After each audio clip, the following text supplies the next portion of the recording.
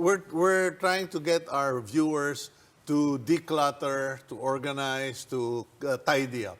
Okay. Now, I think we should find out what is the root cause. What is the source of the problem? Is it mental? Is it structural? Is it, what is it? I Isa? think for Pinoys, for the past a year and a half that I am doing this business, I think it's very common that Pinoys are very emotional. So, you know, the way they buy things, it's based on emotion.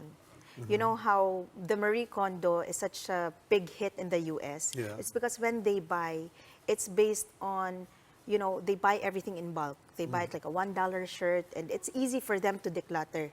Because the way they got it, it's very easy. But for Pinoys, it's very hard because everything has meaning to it. Yeah, So- because we're not rich in comparison Yes. to the West.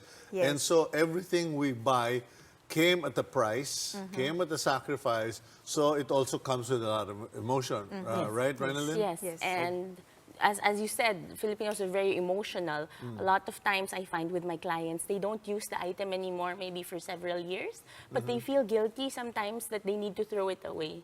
But what I like to tell them is, if there's a thing or an item that doesn't serve your life anymore, isn't it better that you, instead of just holding on to an item that you don't really like, it's not your style, it's not the color you like, maybe build a relationship with the person who gave it to you.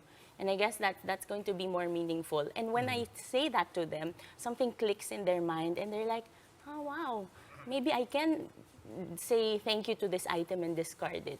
And they build a relationship, and I guess that's what tidying gives value to them. Okay, Isa. So emotional. Then Yes. what did you discover?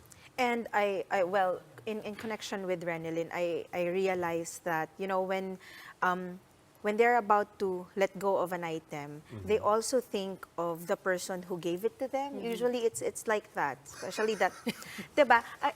What's happening is, You're making me uncomfortable. No, because I what's- just chucked out so many of the stuff I got no, last but the year. thing is with Pinoys, I think more than the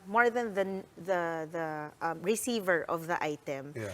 we also have to understand and educate ourselves also as the giver of the item, because sometimes it extends it.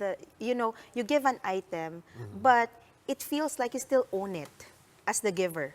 So Utang na loob. yes, so the responsibility now when you receive the item, Yeah. you cannot just let go it because they might feel bad if I let it go. Yeah. So the thing is, I mean, you as a giver, you have to educate yourself also that if you give something to that person, if that person decides on giving it away because it doesn't serve Yeah. a meaning and purpose in their life, you have to accept it also.